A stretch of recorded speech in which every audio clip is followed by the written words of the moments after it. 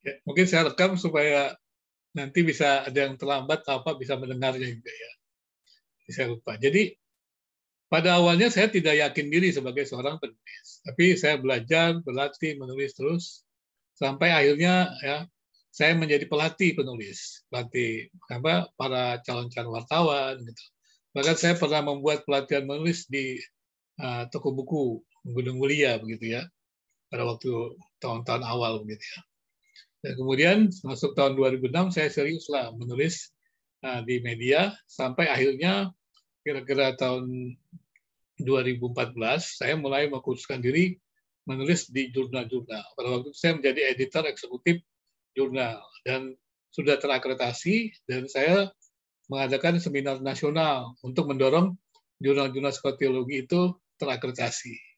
Mungkin orang-orang juga bingung, wah bisa ini kok buang ilmunya seperti itu, ada banyak orang menggunakan kesempatan itu mendapatkan uang banyak itu untuk mendapatkan seperti itu. Saya dulu awal-awalnya melatih orang-orang menulis jurnal itu bukan saya dibayar, saya membayar mereka. Jadi kalau orang saya mau latih, jadi saya sering melatih dosen-dosen, saya pernah sampai melatih 100 dosen. Jadi 100 dosen itu saya tawari mereka menulis jurnal, dan kalau mereka berhasil menulis, diberikan honor. Saya nggak dapat honor, mereka aja dapat honor. Honornya lumayan loh. Yang magister saya berikan satu artikel 5 juta. Kalau doktor 6 juta. Sebetulnya bukan saya yang berikan, tapi adalah institusi di jurnal itu. Gitu. Jadi tujuannya adalah kita menginginkan hadirnya sebuah jurnal yang baik. Sampai sekarang jurnal saya itu masih baik. Kalau pernah jelas, walaupun saya sudah mengundurkan diri jadi editor eksekutifnya, nama saya masih ada jadi reviewer. Kalau pernah dengar nama jurnal Societas D, itu adalah jurnal yang pertama saya dirikan, atau lebih tepatnya saya menjadi editor eksekutifnya pada waktu saya mengambil gelar doktor. Jadi waktu saya mengambil gelar doktor, kalau orang lain mengambil gelar doktor itu dikurangi pekerjaannya. Kalau saya mengambil gelar doktor, ditambahi pekerjaan. jadi tambahi pekerjaan. Tapi justru saya senang karena ditambahi pekerjaan itu, saya jadi berlatih. Dan karena itulah saya bisa menyelesaikan disertasi saya dengan waktu yang menurut perhitungan sih cepat, sangat cepat. Bahkan sampai orang-orang terheran-heran ya. Sampai bisa cepat itu anugerah Tuhan lah. Jadi begitu, Bapak Ibu, saya tidak mengatakan saya ini orang berbakat menulis, tidak, tetapi semua kita bisa melakukannya menulisnya kalau kita mau berlatih ya, apa namanya, untuk bisa melakukan penulisan. Seperti itu kira-kira. Sampai di sini sebelum saya masuk menjelaskan LPS, ada yang ingin bertanya untuk pendahuluannya, untuk motivasi Bapak Ibu bisa bersemangat ya mengikuti ini.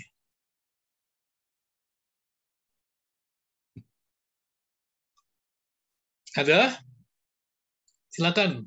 Kenapa mengikuti kuliah academic writing ini?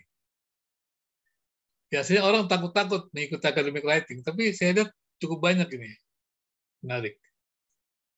Ya, saya juga sudah banyak ya mengadakan seminar-seminar ini. Jadi Bapak Ibu bisa lihat di... Dari saya dulu mungkin ya, Pak Binsar. Ya, silakan.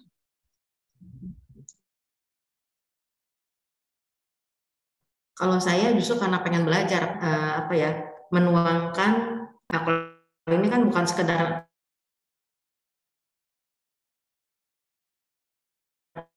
just ordinary writing gitu kan Pak, tapi academic writing gitu kan.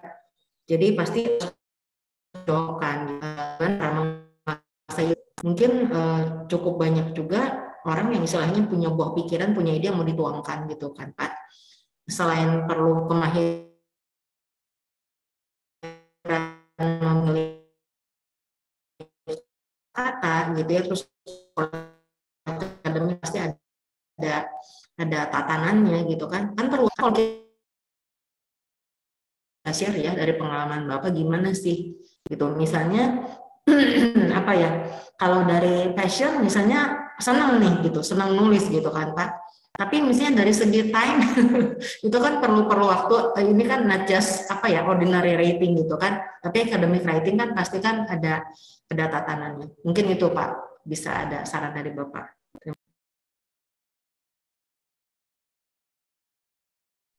Ya, baik. Sebenarnya menulis academic writing lebih mudah ya dibanding ya seperti apa tulisan-tulisan apa namanya ya yang kita sebut apa namanya, kalau populer juga ada populer yang ilmiah ya, atau mungkin lebih sepatnya mengarang lah gitu ya. Mengarang itu memerlukan bakat, tapi kalau menulis ilmiah itu tidak perlu bakat sebenarnya. Dan strateginya nanti saya ajarkan juga bagaimana strategi-strategi kita dalam kesibukan. Kalau kesibukan sih terus terang saya ya menulis ini dalam kesibukan. Jadi bukan menulis dalam kesenggangan gitu. Maka itu kadang-kadang ya seperti diburu-buru gitu ya. Review diburu-buru kadang-kadang gitu.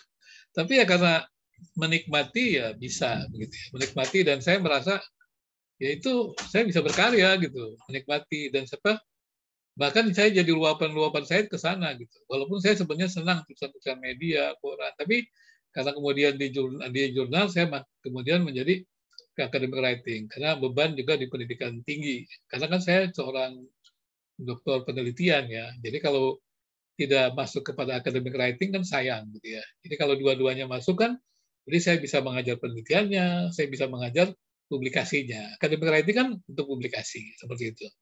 Jadi sebenarnya sekali lagi saya katakan bahwa menulis ilmiah itu nanti kalau kita belajar itu tidak banyak kesulitannya. Yang perlu adalah berlatihnya.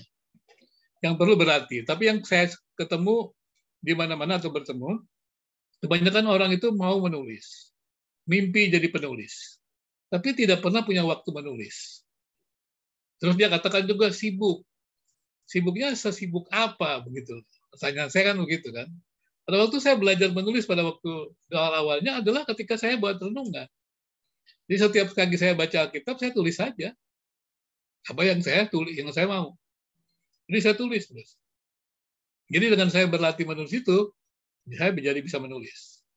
Jadi bahkan kita di kalangan-kalangan penulis selalu bilang, kalau kita berhenti menulis selama 3 bulan, kita akan menjadi agak gagap menulis. Tapi kalau kita terus menulis, ya banyak hal yang bisa kita kerjakan. Nanti strategi-strateginya bagaimana itu bisa kita kerjakan ya. Jadi saya akan jelaskan kalau hal itu.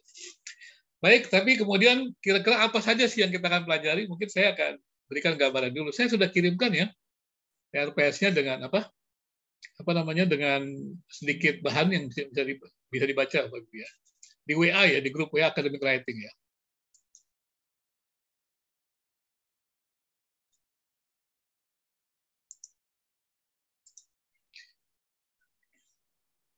Baik, kita bicara dulu tentang rencana pembelajaran semesternya gitu ya. Seperti itu ya. Nah, ini sebenarnya bisa juga ada yang apa? Memang ini kebanyakan masuk kepada kelompok magister. Ini semuanya magister kan ya? Ya. Baik. Jadi ini mata kuliahnya adalah ya academic writing ya. Dia penekanan pada keterampilan, karena itu diharapkan Bapak Ibu semuanya berlatih seperti itu. Jadi tujuannya ya mahasiswa memiliki wawasan pengetahuan kebahasaan ya, serta sanggup menyusun laporan karya ilmiah dengan menggunakan bahasa Indonesia yang baik dan benar ya. Deskripsinya, academic writing menjadi kebutuhan untuk mahasiswa program magister keterampilan menulis ya akademik. Ini sangat dibutuhkan ya karena untuk menulis tesis ya. Bisa juga artikel jurnal akademik. Kemudian juga kita akan bicara tentang penguasaan struktur. Sebenarnya saya akan lebih menekankan penguasaan struktur karya tulis ilmiah. Ya, itu akan ditekankan. Karena sebenarnya untuk menulis karya ilmiah itu kita tidak perlu bakat. Yang paling penting adalah kita tahu strukturnya. Karena tidak perlu indah-indah. Pemilihan diksi juga bisa dengan cara-cara yang sebenarnya sederhana. Gitu ya. Jadi jangan khawatir tentang penulisan akademik ini, karena sesungguhnya dia menurut saya sih lebih mudah dibandingkan menjadi seorang penulis fiksi gitu ya. Nah, itu beda. Kalau saya menyebutnya mengarang dengan menulis itu sesuatu yang berbeda. Kemudian kita mau mencapai apa? Yang dicapai adalah bisa mempublikasikan ya, belajar gitu apa gitu ya. Seperti itu. Nah, ini mungkin saya jelaskan seperti itulah ya. Ya. Dan juga bisa hal-hal yang dipelajari ini seperti ini ya. Mungkin saya pikir ini tidak perlu didetailkan kali ya. Jadi kita akan nanti Bapak Ibu mempelajarinya seperti itu. Ya, saya berikan ini. Dan kemudian materinya ini saya berikan juga. Ya. Kemudian juga tugasnya mungkin kita hanya menulis saja kali ya. Ya, jadi ada penulisan-penulisan seperti itu ya. Kemudian ya, peraturan tertib ini biasanya pada waktu acara onsite, tapi ini kita online. Nah, ini ada beberapa buku-buku juga ya, yang Bapak Ibu bisa baca gitu ya, ada buku-bukunya referensinya gitu ya. Seperti itu ya. Oke, ya seperti itu. Ini RPS-nya bisa dibaca aja kali ya Bapak Ibu. Apakah ada lagi yang lain sebelumnya, Bapak Ibu? Yang ingin ditanyakan terkait dengan programnya?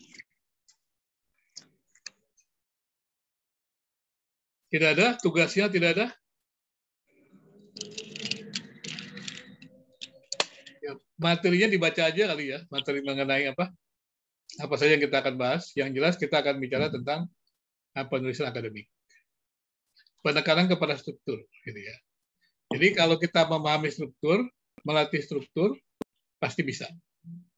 Tapi kalau tidak melatih strukturnya, biarpun kita punya bakat, di penulisan akademik agak susah. Oke? Itu belakang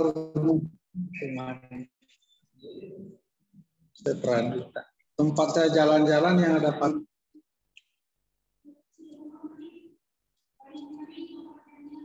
Kenapa jadi ini ya? Itu yang Pak Gusti belum di-mute, Pak. Iya, dia nggak bisa lagi. Yang host. Nah. Oh iya. Saya lupa saya pakai dua ini. Oke. Baik. Kalau sudah tidak ada pertanyaan, saya masuk lagi kepada bahannya.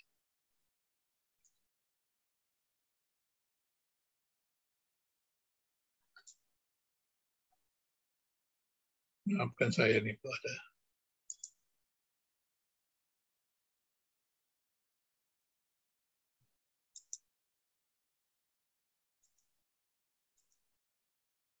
Tidak kelihatan ya.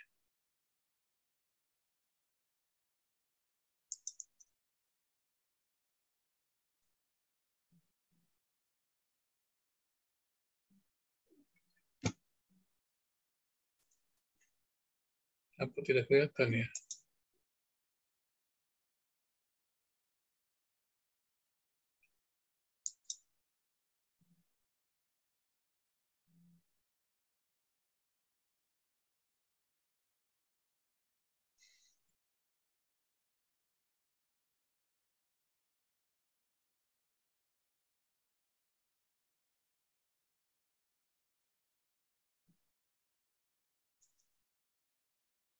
Bisa hilang.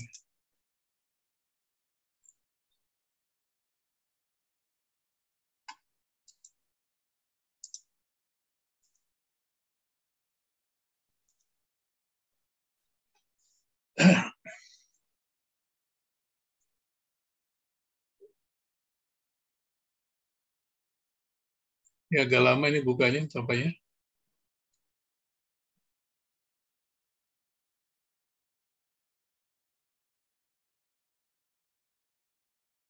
Baik Bapak Ibu, kita sekarang masuk ke ini. Oh belum terlihat ya? Belum terlihat ya? Share, Pak. Belum ke-share ya? Aduh.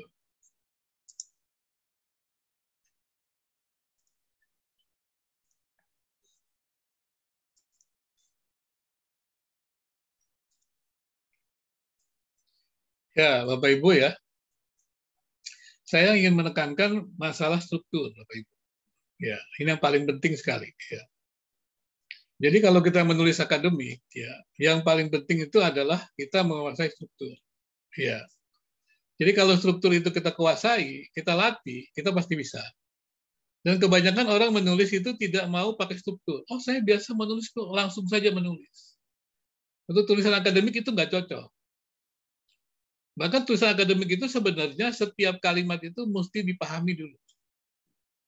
Kita tidak boleh tergesa-gesa. Kalau untuk membuat draft, boleh-boleh saja. Jadi kan kalau kita menulis tuh, Kan kita tidak tulis, tidak langsung jadi. Misalnya begini, saya mau baca buku. Saya baca buku atau 2 atau 3. Kemudian dari baca 3 buku itu, saya dapat ide apa? Saya meringkas. Nah, itu saya boleh menulis apa yang saya ingat dari buku bacaan tersebut. Tapi ketika saya menulisnya, ya saya bisa menulis dengan bahasa saya sendiri. Setelah saya menulis dengan bahasa saya sendiri, maka saya harus menaruh sumber-sumbernya di situ. Setelah menaruh sumber-sumbernya di situ, baru saya membuat revisi berdasarkan struktur. Jadi, kenapa banyak mahasiswa menulis ilmiah itu tulisannya jelek? Karena mereka itu sistem SKS, sistem kebut semalam.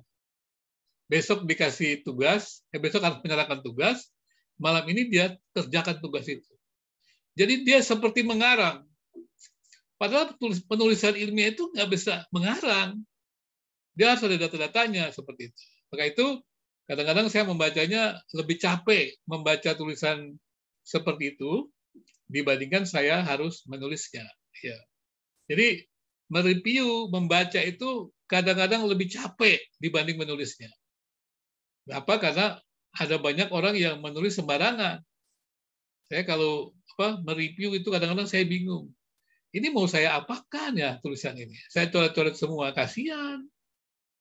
Ya, tapi kalau saya nggak coret-coret juga masukkan, jadi kasihan. Nah, ini bagaimana? Jadi mereka tidak menulis dengan sungguh-sungguh. Bahkan kadang-kadang juga di kalangan jurnal itu editornya tidak menyeleksi dengan sungguh-sungguh, sehingga kami dari reviewer agak repot. Ya, jadi begitu. Jadi sekali lagi, Bapak Ibu, saya ingatkan bahwa yang pertama itu, kalau kita mau menulis itu, yang pertama itu memahami struktur. Saya pikir perlu dilatih struktur ini, ya seperti itu. Nanti kita latih baik-baik ya. Kalau tidak dilatih strukturnya, itu akan sulit sekali. Nah, kemudian pertanyaannya adalah, ada berapa banyak sih struktur tulisan itu ya? Nah, saya selalu katakan seperti ini. Walaupun ini merupakan tulisan karya ilmiah, tapi jangan berpikir kita tidak bisa bebas menulis. Kita bisa bebas menulis. Dan kita mesti bebas menulis. Kenapa kita mesti bebas menulis? Karena tulisan-tulisan kita itu harusnya juga jangan meniru orang lain. Jadi saya selalu ingatkan, jangan meniru tulisan orang lain. Karena karya akademik adalah sebuah karya yang baru. Jadi banyak saya melihat itu, kalau orang menulis, dia kutip sana, kutip sini. Saya jadi kesal juga. Ini orang menulis atau memindahkan kutipan. Seperti seorang anak saya pada waktu SD, diberi tugas oleh gurunya untuk gambar-gambar, memberikan tempel gambar ya di buku. Jadi dia tempel gambar-gambar itu di buku menjadi cerita. Dan orang menulis, mengutip tulisan-tulisan orang itu seperti itu. Tidak ada karya yang baru. Itu bukan tulisan ilmiah. Tulisan ilmiah adalah betul-betul memang dia merupakan sebuah karya yang baru. Karena memang dia dilakukan dari hasil penelitian. Dia bukan sekadar memindahkan kutipan-kutipan orang lain. Ya, walaupun kemudian ada yang cukup pintar membuat jadi bebas plagiasi segala macam pakai alat, tetap akan kita tahu kalau memang karya-karyanya itu memang bukan karya yang orisinil. Kalau orang-orang yang punya pakar di bidangnya pasti akan seperti itu ya. Nah, jadi Mas, yang ditentukan kabel saya. Ya. Sion masih di jalan juga. Sound dia. Maaf ya, saya mesti jam dulu tegang gitu. Jadi begitu ya Bapak Ibu ya. Saya mungkin agak sedikit menekankan kepada itu. Jadi yang penting adalah dalam tulisan ilmiah itu kita harus memahami struktur.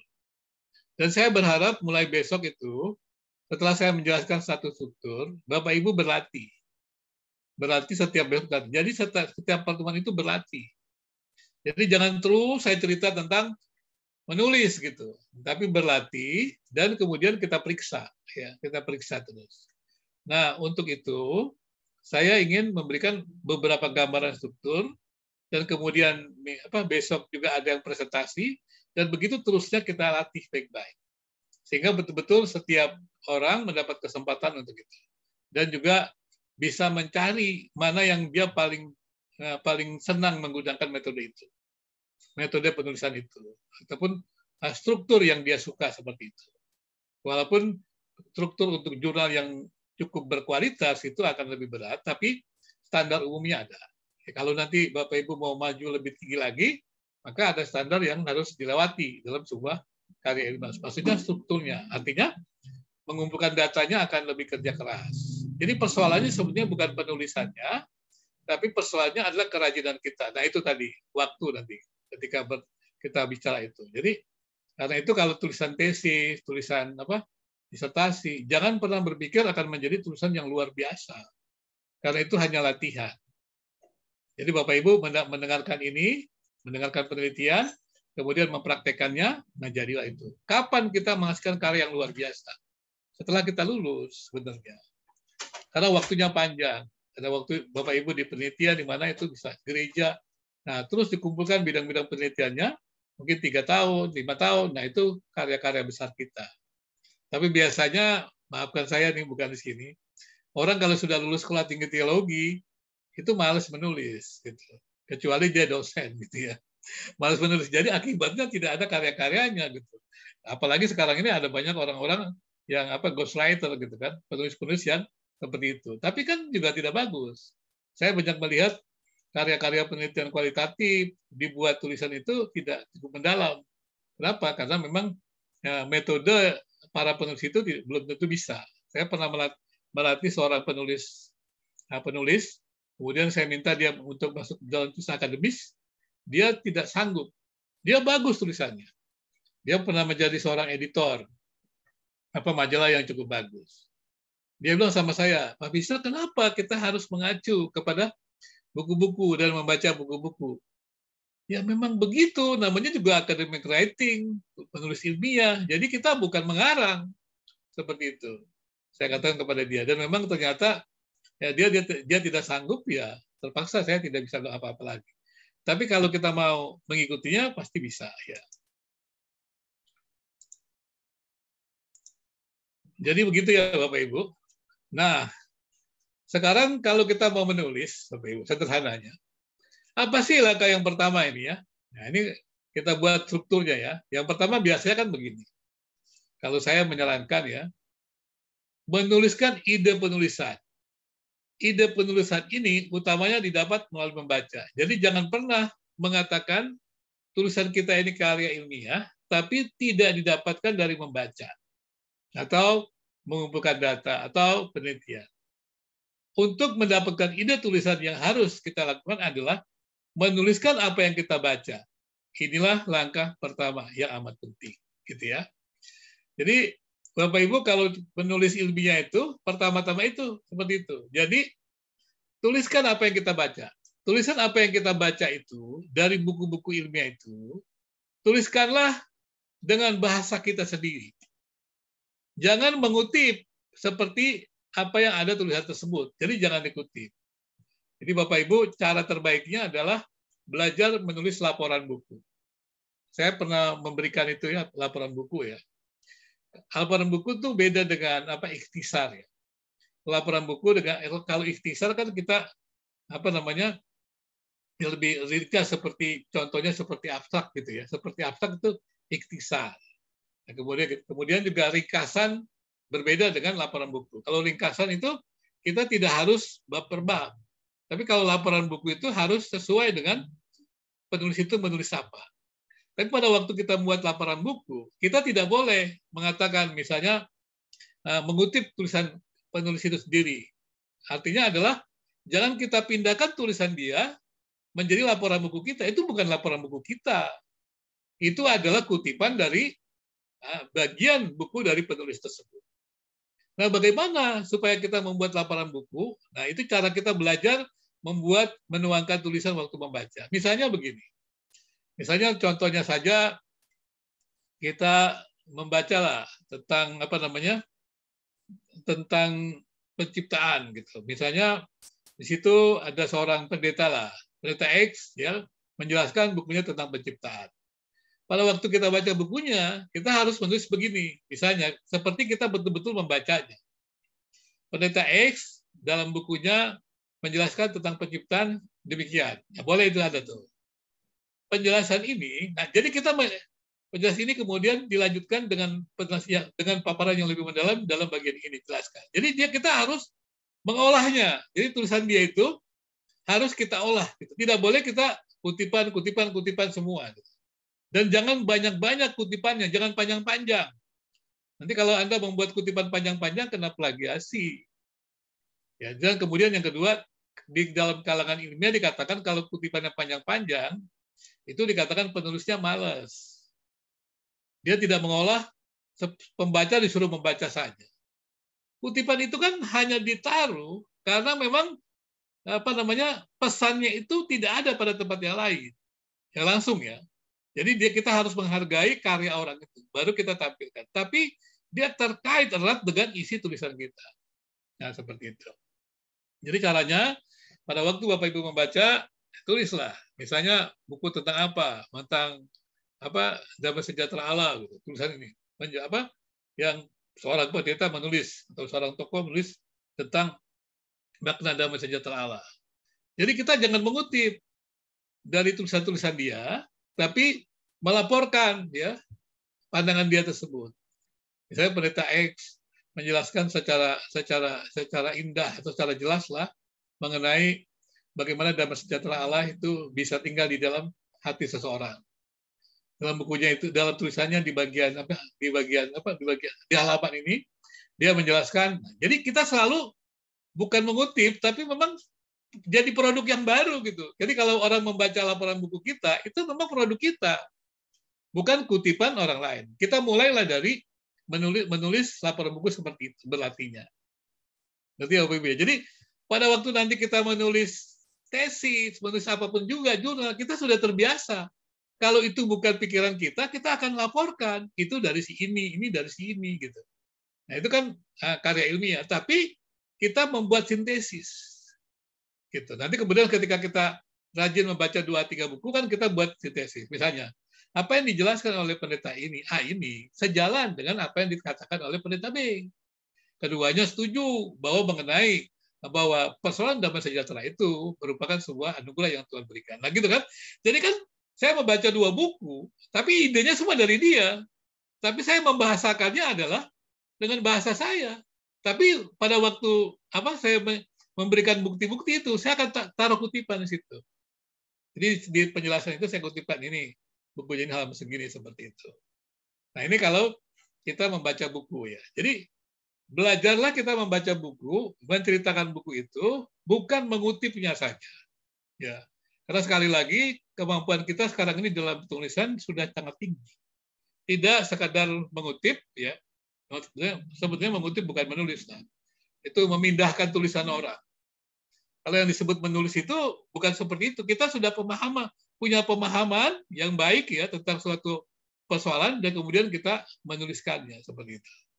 Nah, waktu membaca buku, kita sudah punya pemahaman tentang siapa orang ini dan kita ingin menjelaskan dia nulis apa. Kalau ada 2 buku, kita membandingkannya. Kita sudah punya pemahaman. 2 buku ini perbedaannya apa, persamaannya apa, dan kita tuliskan. Dan itu semuanya produk baru.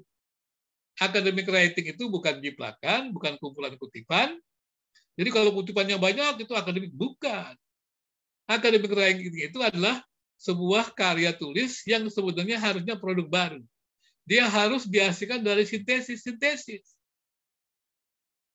Ngerti ya Bapak Ibu ya? Tapi mulailah dari 1 buku Bapak Ibu jelaskan seperti itu. Saya berpikir apakah cukup jelas atau gimana?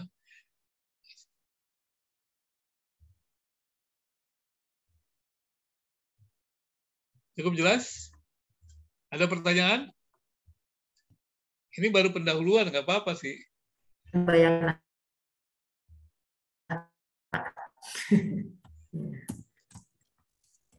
Apa ya? Oke. Mau nanya apa? Silakan Pak Yosua Victor mau tanya. Mau tanya apa Pak? Silakan ya. Ya, Pak Yusuf Victor.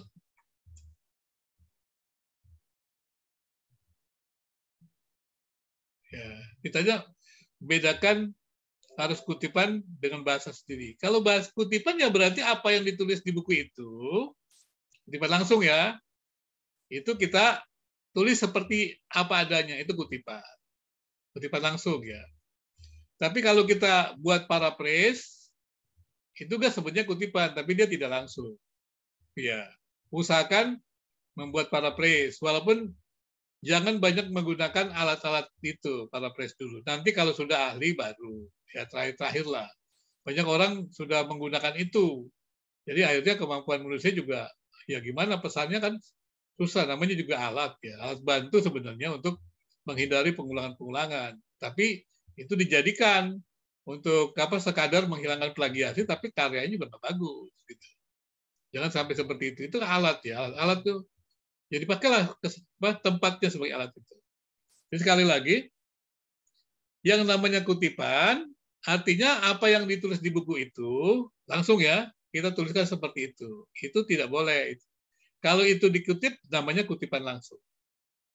Tapi kalau kita menulis banyak kutipan langsung, pertanyaannya adalah, apakah kita ini membaca tulisan itu?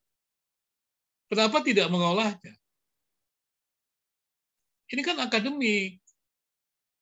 Berarti kan harus ada karya-karya barunya. Di mana karya barunya? Sintesiskanlah. Dari pernyataan satu dengan pernyataan kedua. Ketika disintesiskan, maka kita membuat sesuatu yang baru. Seperti itu. Nah itu coba, tapi mulai awalnya adalah tulis dulu apa adanya yang di buku-buku tersebut. Gitu ya. Seperti itu. Jadi saya pikir sudah cukup jelas ya Pak Yusuf itu tadi tanya pakai apa? Di chat gitu ya. Jadi seperti itu. Oke? Ya. Sekali lagi, waktu membaca buku ya, usahakan menulis. Jadi tadi ada ibu ini. Kapan saya mau Mau nulis? Saya kan lebih repot waktu baca buku. Apalagi sekarang canggih kan? Kan baca buku kan pakai draft gitu kan, ada di komputer, tulis aja langsung gitu. Saya juga begitu kok, cepat-cepat aja tulisan saya, nggak bisa nggak bisa waktu lama kan, repot juga kan. Kadang-kadang saya pikir, sebenarnya saya senang menulis gitu ya, tapi waktunya kan agak susah juga gitu. Ini begitu. Ya, jadi gitu caranya adalah waktu kita membaca buku, ya kan kita membaca buku kan bisa macam-macam kan, apalagi kita pakai laptop, kita pakai gadget gitu kan, pakai HP. Begitu baca kan ada, kita tinggal ketik aja apa yang kita baca itu. Tapi jangan kutip langsung. Kalau kutip langsung kan mudah, tinggal copy paste saja gitu. Tapi jangan di copy paste itu. Langsung kita membahasakan diri, membacanya itu, melaporkan. Jadi kalau pernah Bapak Ibu belajar, pernah nggak ada yang belajar melaporkan seminar? Jadi kalau ada seminar, kita melaporkan kan? Nah seperti itu. Jadi sama saja pada waktu saya seminar, saya laporkan. Seminar dengan tema ini, ya dengan pembicara ini, ya menjelaskan tentang apa gitu, atau membicarakan tentang ini. Terus ya pembicara pertama berbicara tentang ini, dia mengatakan gini gitu. Jadi kan bukan mengutip pembicaraan dia, karena kan kita nggak istilah itu nggak mencatat kan, dia kan bicara. Nah, sama aja kita kemudian dokumentasikan seperti itu. Gimana, cukup jelas Bapak Ibu? Pak Binsar, berarti ketika dibaca terus kita tangkap gitu ya bahwa pemikirannya yang kita tangkap terus kita tuangkan gitu ya Pak ya. Iya, simpan gitu, tuangkan di mana gitu. Cari lagi yang berkaitan gitu. Jadi buat istilahnya tuh Ibu membuat itu kalau dulu kan zaman kecil tuh, zaman dulu saya nulis masih pakai lembar-lembar kertas gitu. Tapi kan itu banyak mereka pakai kutipan langsung, salahnya. Jadi waktu dibaca itu, Ibu tulis dengan bahasa Ibu.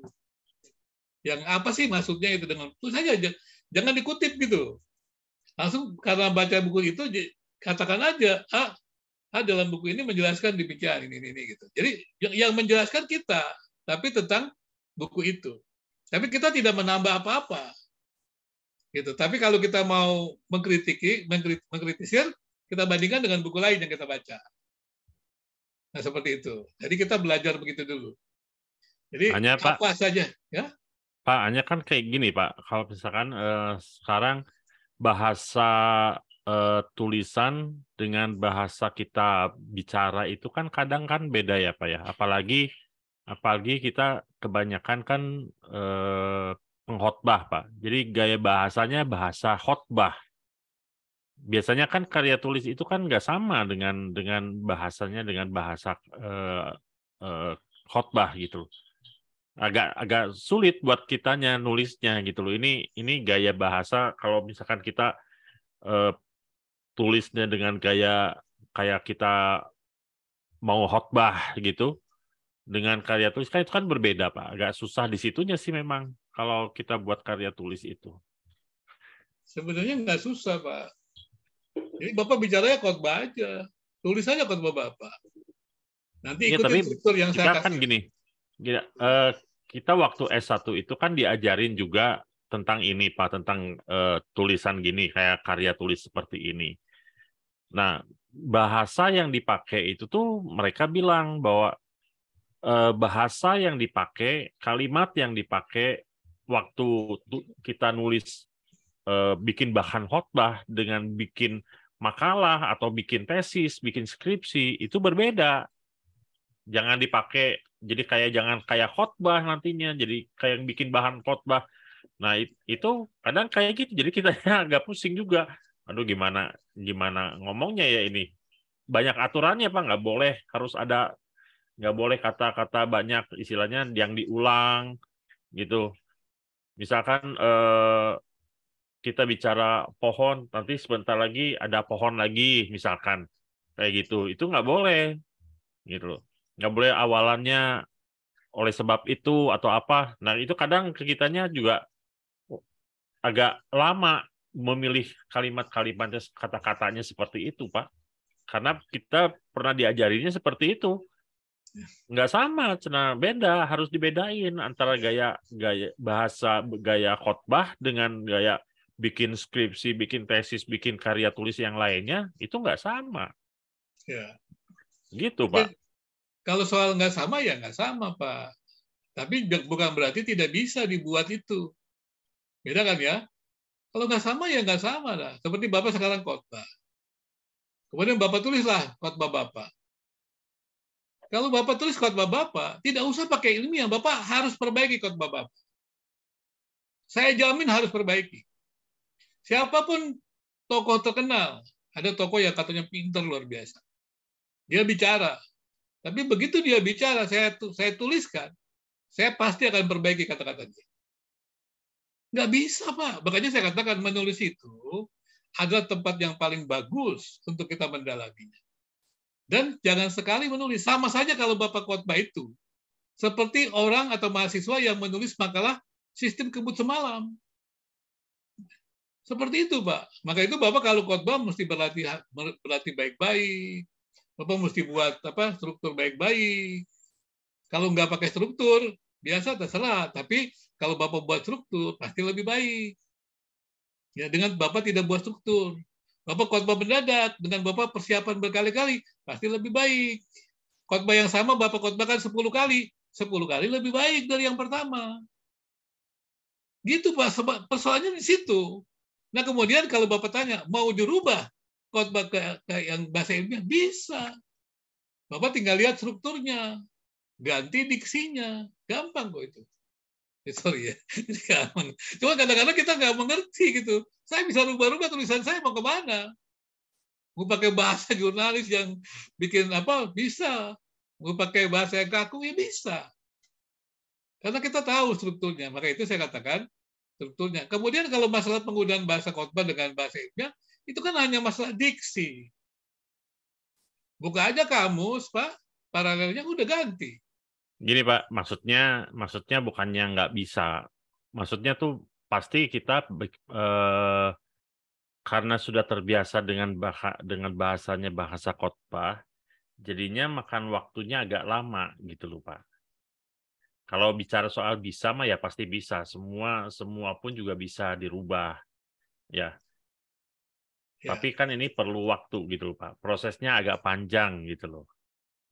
Gitu loh Pak maksudnya. Ya itu kan yang katakan kan kita prosesnya agak panjang karena belum mengalami Pak. Maafkan saya juga. Saya ini kan nggak bisa menulis, saya kata Bapak. Saya khotbah juga. Saya kemudian melatih menulis. Pertama-tama saya belajar menulis keras begini. Menulis itu seperti Anda berbicara. Kalau Anda berbicara berhenti sebentar, itu koma. Kalau berhentinya lama, titik. Saudara-saudara, koma dong. Saya ingin menjelaskan kepada tentang satu hal. Koma kan? Apa? Yaitu tentang berita kebangkitan Kristus. Titik. Gitu kan? Sebenarnya ada semua peraturan-peraturannya. Nah, kemudian kalau melihat kalimat, nanti kalau Bapak sudah belajar semua ide-ide yang saya jelaskan itu, Bapak merubah silakan. Kalau soal perlu waktu, tentu tingkatannya makin tinggi, makin sulit perlu waktu. Bukan berarti saya katakan tidak bisa. Tapi kalau kita mau berjuang bisa, Pak, ya seperti itu. Jadi tapi jangan takut lah, jangan ditakut-takuti orang-orang gitu. Saya ini memberikan semangat sebenarnya, motivasi gitu ya. Karena banyak orang ditakut-takuti. Saya juga dulu ditakut-takuti Pak, seperti itu. Iya Pak. Ditakut-takuti orang, nggak bisa. Ternyata sekarang saya bisa Pak. Ya, seperti itu ya. Jadi bahkan nanti kalau Bapak dari semua tulisan apapun juga, entah tulisan khotbah, entah tulisan apapun juga, tulisan yang paling baik adalah tulisan yang diperbaiki terus-menerus. Nah itu dia. Persoalannya adalah Bapak memberikan tulisan khotbah, kemudian dirubah kepada tulisan ilmiah, dan itu tanpa perbaikan berkali-kali. Kan tadi saya sudah katakan, Bapak khotbah aja lah, tulislah Bapak khotbahkan. Ya tulislah apa yang Bapak khotbahkan itu. Yang kedua, Bapak perbaiki kata-katanya, kalimatnya. Ya, perbaiki kalimatnya. Yang ketiga, Bapak susun strukturnya. Misal pertama, Alkitab menjelaskan mengenai kebangkitan Kristus, ya. Kebangkitan Kristus secara jelas misalnya di dalam kitab Roma, misalnya. Ada nggak gitu ya? Nah, berarti kan itu klaim Bapak. Berarti buktinya apa? Kan bisa dibuat khotbah nih. Misalnya gitu. Kitab Roma menjelaskan tentang istilah kebangkitan berapa kali? Misalnya nih 50 kali. Dan itu tidak terdapat dalam kitab-kitab lain. Misalnya saja. Itu kan bisa jadi bahan khotbah, bisa jadi tulisan ilmiah. Tidak hanya istilah kebangkitan yang digunakan secara cukup banyak di dalam kitab Roma, tetapi juga istilah-istilah yang menunjuk kepada kebangkitan. Dituliskan sebagaimana dalam kata ini misalnya, titik-titik. Ini kan bisa jadi tulisan ilmiah. Tapi bisa nggak saya khotbahkan? Bisa saya. Saya khotbahkan bisa. Saya khotbahkan dengan data itu bisa. Jadi kalau saya tulis, saya buat khotbah, saya bisa menjadikannya. Ya, karena dari tulisan saya bisa bentuk khotbah. Cuman kalau ya itu tuh tentunya perlu latihan, Bapak Ibu ya. Artinya tadi saya katakan, kita harus belajar strukturnya. Kalau Bapak memindahkan atau Bapak Ibu memindahkan tulisan khotbah ke tulisan biasa tanpa tahu struktur, susahnya luar biasa. Itu pengalaman saya. Tapi kalau sudah belajar struktur, pasti akan berubah. Ini motivasi kali ya. Ini bukan motivasi loh, ini pengalaman juga. Jadi bahkan nanti menurut saya jadi menyenangkan lah gitu ya. Jadi menulis itu menyenangkan sekali, dunia yang tanpa batas. Ya, jangan terus kita maju terus gitu ya. Jangan berhenti lah gitu. Tapi jangan khawatir ya. Kalau susah sih pasti susah lah, namanya juga pendidikan tinggi. Tapi dalam kata-kata ya makin tinggi ya, tapi bukan berarti tidak bisa dikuasai. Tingkat kemudahannya ada, tingkat kesulitannya ada. Tergantung kita mau yang mana gitu ya. Tapi kalau mau tingkat kesulitan tinggi, belajarlah dari yang mudah dulu gitu. Jadi sebenarnya penulisan itu yang paling tinggi nanti tingkatnya adalah tingkat penelitiannya. Sebenarnya bukan penulisan yang menjadi persoalan. Yang menjadi persoalan adalah penelitiannya. Atau usaha kita mengumpulkan data-data itu yang menjadi persoalan. Seperti kata Ibu Yani tadi, kita nggak punya waktu. Nah itu dia. Nah, bagaimana sekarang di tengah kita tidak punya waktu, kita mesti menulis. Nah berarti kan kita mencari waktu mengumpulkan data. Nah, yang sulit itu adalah mengumpulkan data-data itu. Karena kita kan tulisan ilmiah. Tulisan ilmiah nggak bisa mengarang. Gitu. Khotbah juga sebenarnya nggak boleh mengarang sih. Kalau khotbah mengarang kan jadi lucu juga gitu ya. Kan waktu Bapak Ibu kan diajarkan eksegese kan. Kemudian khotbah kan dari eksposisi kan. Kalau kita benar-benar di pendidikan tinggi kan kita menuruti itu. Tapi pada waktu prakteknya kita bisa apa yang pintar bicara itu lebih menarik. Tapi sebenarnya intinya sama. Seperti itu. Jadi jangan pikir kalau masalah penggunaan bahasanya, ya iyalah. Kalau berkhotbah kepada masyarakat umum, ya jangan ribet-ribet kata-katanya, nanti orang pusing. Ya, tulisan populer dengan tulisan tesis berbeda. Jadi kalau Bapak Ibu menulis tesis, yang baca itu bukan masyarakat, yang baca adalah dosen penguji sama dosen pembimbing. Jadi sesuaikanlah isinya dengan dosen pembimbing dan dosen penguji. Tapi kalau khotbah yang dengar siapa? Jemaat. Sesuaikanlah dengan jemaat. Pesannya sama nggak? Pesannya bisa sama. Nah, itulah yang dibongkar. Pesan yang Bapak dapatkan waktu menyiapkan khotbah, Bapak bisa sampaikan dalam bentuk khotbah, Bapak bisa sampaikan dalam bentuk karya ilmiah. Bisa itu, ya jangan pikir nggak bisa. Nanti kalau sudah lihat baik-baik tentang itu struktur pasti akan berubah lah ya. Pertama begitu. Ya mungkin jarang yang mengerti ya. Saya menjanjikan begitu. Kalau sudah tahu strukturnya pasti berubah. Ya. Banyak yang merasa susah begitu ataupun mudah begitu. Tapi begitu saya suruh buat struktur dia nggak bisa. Yang tadinya susah jadi mudah. Yang nganggap dia mudah jadi susah gitu ya. Jadi sebetulnya itu karena tidak berlatih aja begitu. Seperti itu ya. Baik Pak ya, nanti kita bisa lihat Pak sama-sama ya. Iya, Bapak Pak. boleh beri masukan sama saya, apakah betul yang saya katakan itu tidak mungkin gitu kan? Seperti itu. Khotbah jadi itu jadi bahasa tulisan ilmiah segala macam bisa. Nanti kita lihat pelan-pelan ya.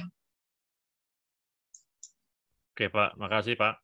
Baik Pak, saya juga senang kok ditantang oleh Bapak nih supaya bisa memberikan pelajaran yang baik Pak.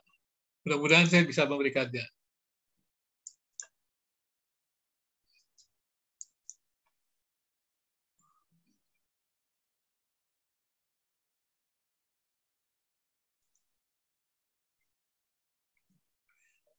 Jadi Bapak Ibu, tulisan yang pertama strukturnya adalah ide utama dan ide pendukung. Jadi kalau Bapak Ibu mau menulis, ya pertama-tama adalah tentukan ide utama. Setelah itu ketentukan ide pendukung. Ya, ide utama, ide pendukung.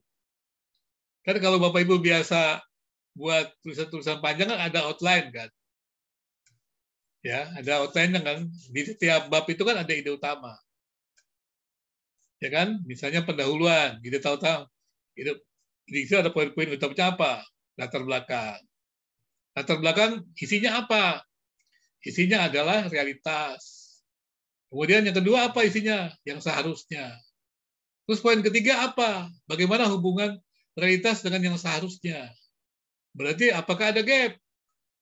Terus yang keempat, kalau ada gap berarti ada problem. Kalau ada problem, apa saja problemnya? Nah gitu.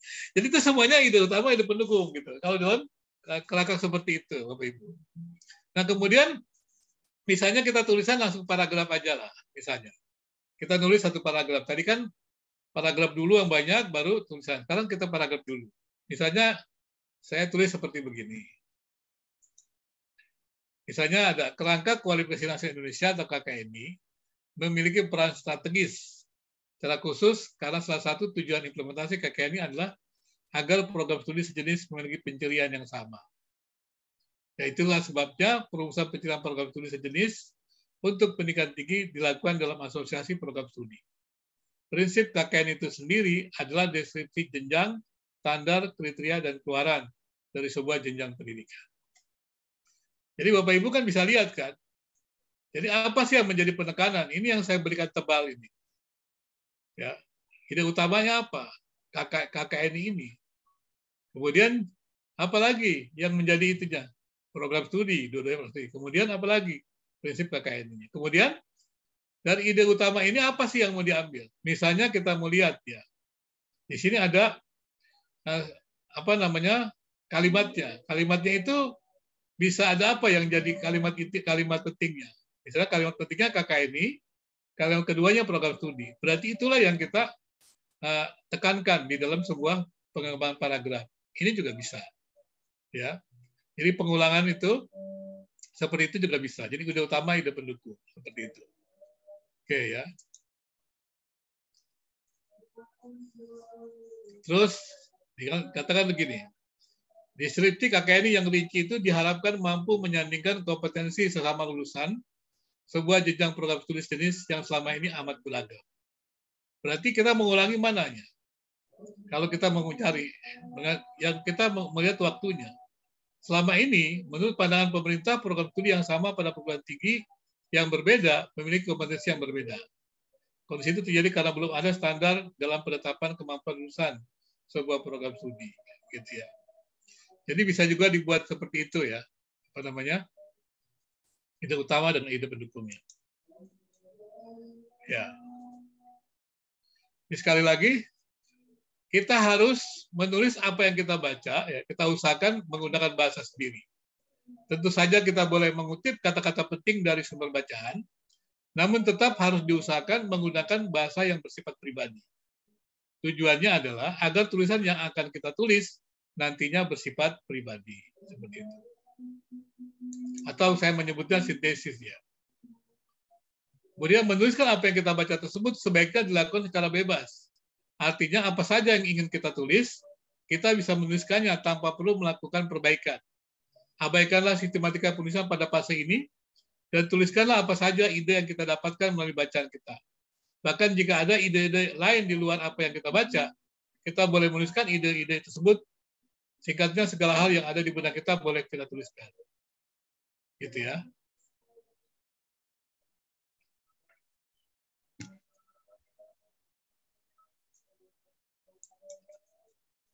Baik, gimana Bapak Ibu? Ini masuk tentang ide utama, ide pendukungnya.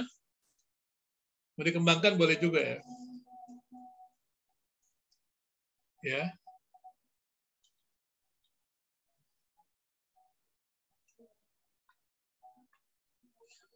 Ya, itu yang pertama tadi ya. Jadi bisa mengembangkan paragraf dengan demikian ya. Jadi ya apa?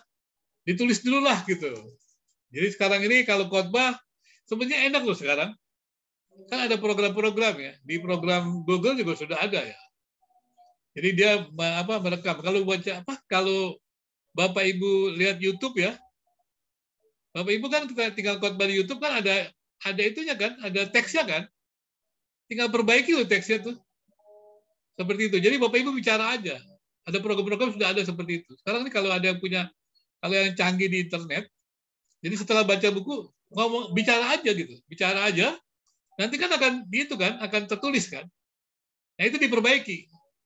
Jadi kalau Bapak Ibu pernah buat YouTube ya, kemudian bicara, nanti lihat di bagian teksnya, ada muncul teksnya kan. Teksnya diperbaiki aja. Nah itu akan jadi lebih bagus seperti itu. Nah itu kita bisa buat apa pikiran ide-ide yang bagus dari situ. Caranya seperti itu. Kalau menggunakan apa namanya aplikasi seperti itu. Kalau ada yang punya aplikasi lain bagus lagi. Ya. Ada yang tahu nggak? Ada aplikasi apa? Google ya. Kita bicara dia langsung merekam. Langsung menuliskan. Tahu kan ada kan? Jadi Bapak Ibu kalau pusing mau nulis apa nggak usah tulis, bicara aja. Nanti dia tuliskan tuh. Tuliskan, nanti setelah tuliskan, di-copy kan, Bapak Ibu tinggal edit, revisi.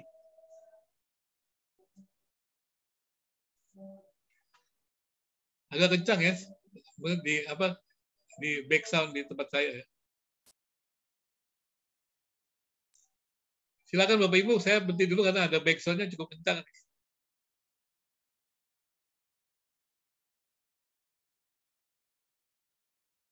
Itu model-model kayak Google Speech to Text itu gitu maksudnya kan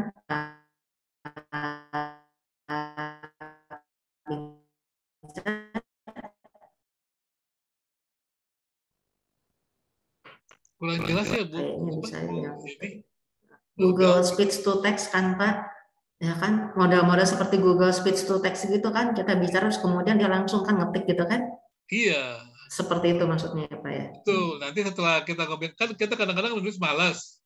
Mungkin kan, kita ngomong aja, bicara, kan dicatat kan, kita copy, kita rapihin, revisi. Sebenarnya ada banyak cara tuh. Kalau Ibu ya sibuk, ya begitu aja disimpan gitu, terus dikumpulkan, diperbaiki gitu. Banyak cara sih sebenarnya. Gimana tadi ada pertanyaan? Siapa, Sepi? Tadi angkat tangan, Mbak. Oh, cuma nanya salah pencet. Saya mengiyakan Pak kalau ada cara cepat untuk penulisan. Iya, pakai remote desktop Pak biasanya. Iya. Iya, jadi sekarang sih banyak penolongnya gitu ya. Jadi seperti itu. Atau kemudian kalau Bapak Ibu tidak mau pakai seperti itu, ya pakai apa namanya? Kumpulkan ide-idenya. Saya pernah mengajar dulu kan seperti apa? Waktu penelitian kan pernah mengajarkan begini. Nah, jadi dia membuat kolom-kolom gitu.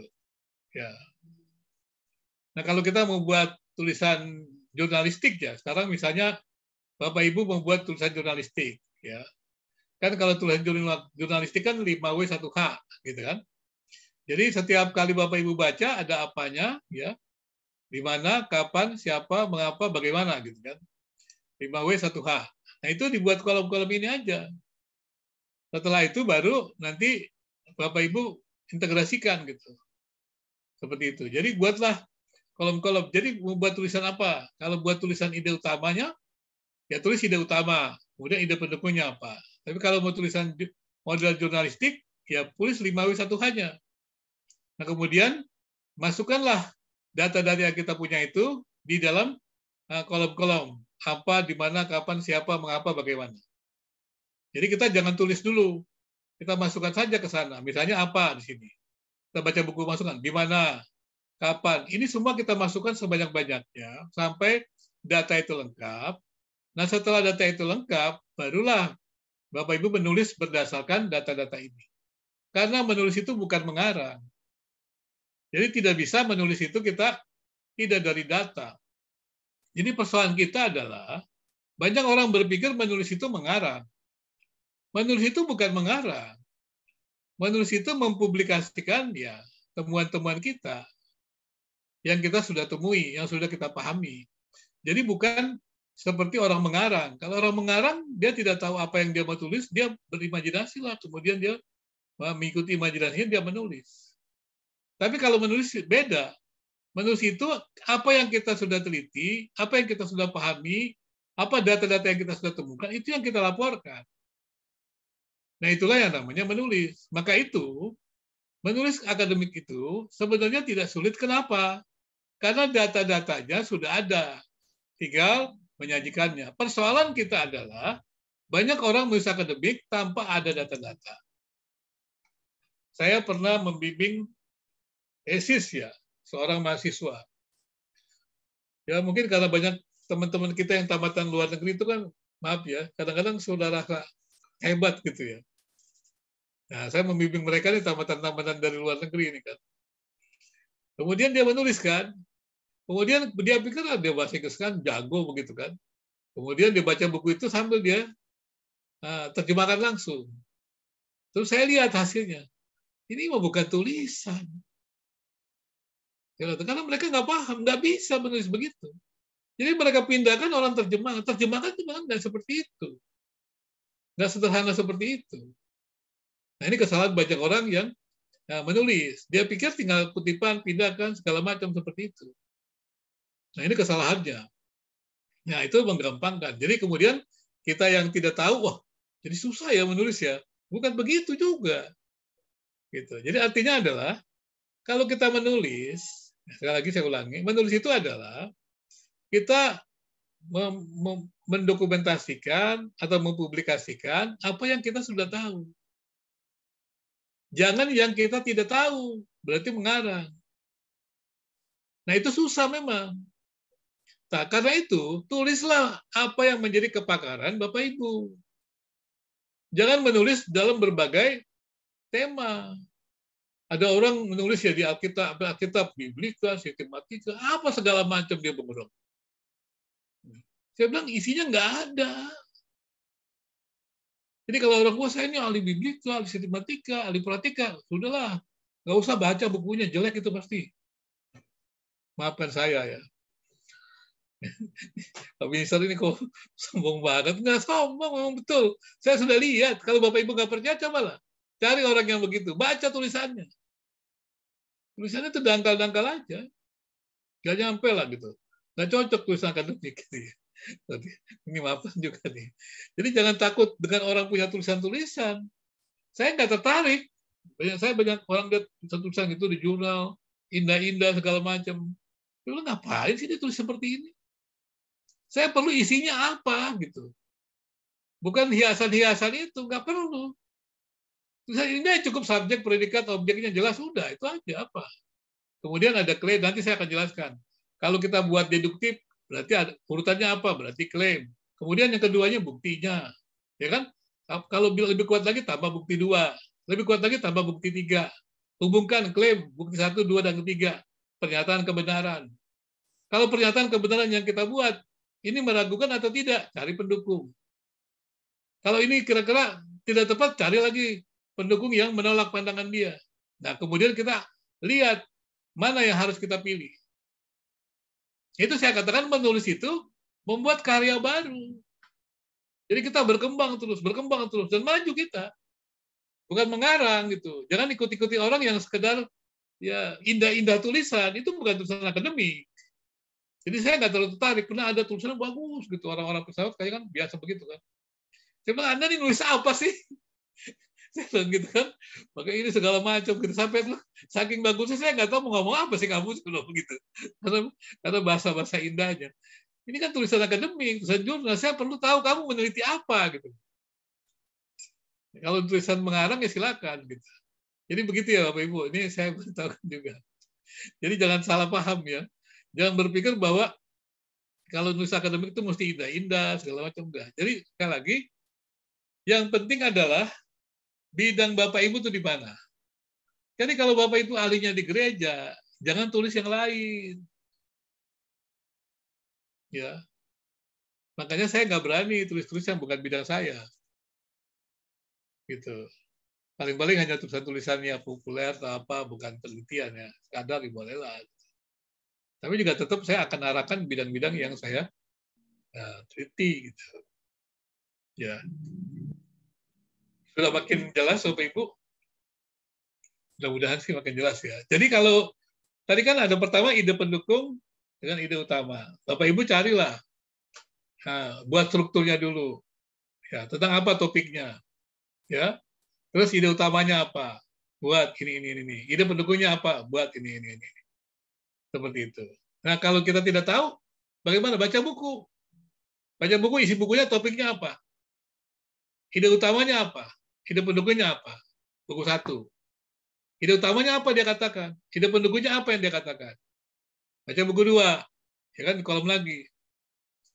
Topiknya apa? Harus kaitan kan? Ide utamanya apa? Ide pendukungnya apa? Dibandingkan. Seperti itu. Mulai kita masih memahamkan. Kan? Jadi, selalu ada pemahaman tesis. Misalnya kita bicara tentang kajian teori. Kalau kajian teori kan kita membuat konstruk kan. Misalnya tentang apa? Tentang apa? Kasih gitu loh. Kasih menurut Alkitab. Kan berarti kan Bapak Ibu cari tokoh-tokoh yang memang cukup ahli ya dalam Alkitab ya, teologi, bukunya. Kemudian apa mudahnya adalah apa yang dijelaskan tentang kasih Allah itu agape itu. Misalnya, buku 1 apa, buku 2 apa, buku 3 apa. Dibaca aja, kemudian dilihat perbandingannya, persamaan dan perbedaannya. Menurut Bapak Ibu ketika melihat ini bagaimana? Apakah bisa dikembangkan pandangan mereka bertiga? Atau sama aja, mereka hanya bahasanya berbeda? Nah, perbedaannya apa, persamaannya apa? Nah, itu kan berarti Bapak Ibu sudah mulai menilai, membuat sebuah konstruk. Jadi, dari 3 penulis itu, mereka mendefinisikan kasih itu apa. Nah, berarti Bapak Ibu kan menyimpulkan. Kan Bapak Ibu kan sekarang mau menyimpulkan. Apa sih kasih agape? Gitu kan, Bapak Ibu sekarang menulis kasih agape. Berarti kalau kasih agape kan Bapak Ibu minimal, misalnya, kalau sederhananya kan, carilah 3 buku tentang kasih agape. Ya kan? Nah, buku pertama kasih agape itu apa saja poinnya. Tapi topik besarnya adalah kasih agape. Ya kan? Terus dia jelaskan kasih agape itu ada apa saja. Poinnya 1, 2, 3. Masukkan situ. Buku kedua apa? Kasih agape. Sama dong topiknya. Poinnya apa? 1, 2, 3. Yang buku ketiga apa? Kasih agape. Poinnya apa? 1, 2, 3. Persamaan perbedaannya apa? Bisa digabung nggak semuanya itu? Nah, itu kan berarti buat konstruk kan? Buat kesimpulan kan? Jadi, kita itu hanya bisa menyimpulkan dari perbandingan data-data yang ada. Jadi kita tidak boleh, menurut saya, kasih agape itu adalah ini. Dari mana kamu tahu? Ya pokoknya begitu. Itu bukan karya ilmiah. Bukan tulisan ilmiah. Tulisan ilmiah berarti harus ada datanya, Bapak Ibu. Ya, jadi kalau katakan kasih agape gitu ya, adalah berbicara tentang apa? Kasih Allah gitu misalnya. Yang ada pada diri Allah yang diberikan kepada manusia, misal gitu kan. Terus itu siapa yang bilang? Ayatnya di mana? Gitu. Jadi kita mesti cari ada bukti-bukti yang selalu kalau bicara tentang tulisan ilmiah itu harus berangkat menyimpulkannya adalah dari data-data. Bukan dari menurut bayangan saya. Nah, ada yang nulis begitu kan? Menurut bayangan saya. Jangan bayangan nggak ada itu buktinya.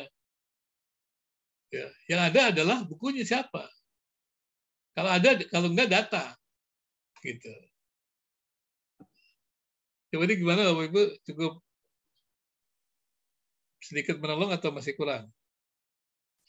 Ya itu kalau cara-caranya seperti itu. Jadi kalau dia ide pendukung boleh kumpulkan. Kedua, kalau Bapak Ibu membuat tulisan jurnalistik modelnya 5W1H, buat kolom-kolom. Ya, 5W1H, isilah di situ. Isilah data-data di situ. Ya, data-data situ. Setelah punya data-data itu kan Bapak Ibu bisa menggabungkan. Jadi kalau kita tulis jurnalistik, kalau 5W1H-nya lengkap, maka beritanya itu jelas. Tapi kalau tidak lengkap, tidak jelas. Pasti tidak jelas.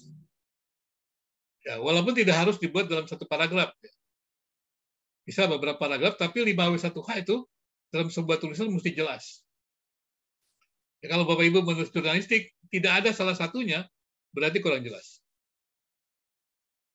Itu dia. Makanya kumpulkan data dulu. Ya, kalau tulisan jurnalistik ya, gitu ya, kurang jelas. Oke, jadi yang penting itu seperti itu. Jangan menulis dari yang kita tidak tahu. Karena itu bukan tulisan ilmiah. Menulis itu adalah dari yang kita tahu. Nah, kalau menulis dari yang kita tahu, berarti kita sudah punya data-data dan kita sudah bisa menganalisis data-data yang kita kumpulkan. Kemudian kita bisa menyimpulkan apa temuan kita. Barulah kita tulis. Cukup jelas, Bapak Ibu? Sebenarnya untuk apapun juga begitu.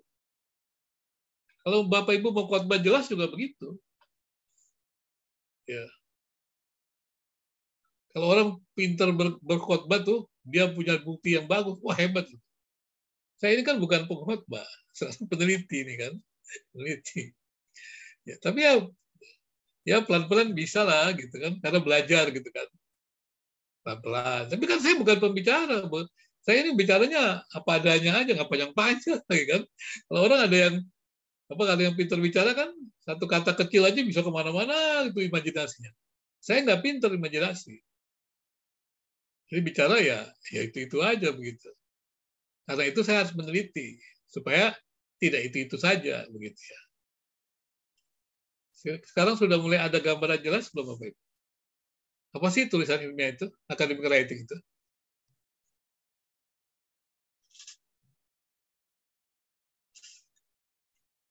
Silakan. Kalau kurang jelas boleh.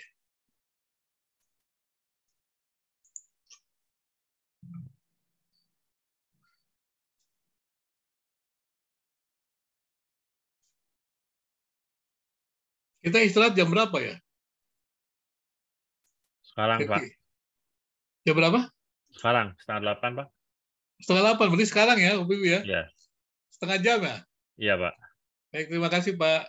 Bapak Ibu kita istirahat dulu ya. Baik, Pak. Makasih.